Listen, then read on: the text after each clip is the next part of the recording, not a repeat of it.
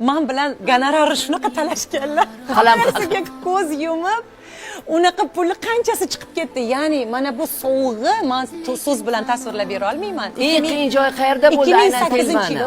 Mana har bitta dialogda mana bu ichkari. Ya'ni bu qishda olingan, to'g'rimi? Qishda olingan 2008-yil ko'pchilik eslar ekan, juda sovuq kelgan. Yana o'lgani ustiga tepgandek qilib o't o'chiruvchilarni nimasidan foydalanamiz? Suv purkashadi shunaqa katta bosimda. Yomg'ir sahnasi. Bizda afsuski yomg'irlarimiz ana shivalab yog'maydi.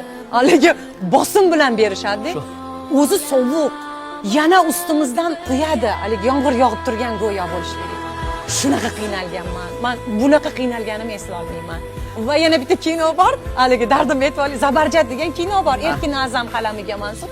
Ana o'sha yerda Elmira Pamlaga kichkina Dilnozaning ovozi mos tushgandek. Endi telbada yana esimga soladigan narsa o'zbek filmida ovoz yozish haligi quloqchinlarni olib jarayon. U xona ko'chadan ming chandon sovuq.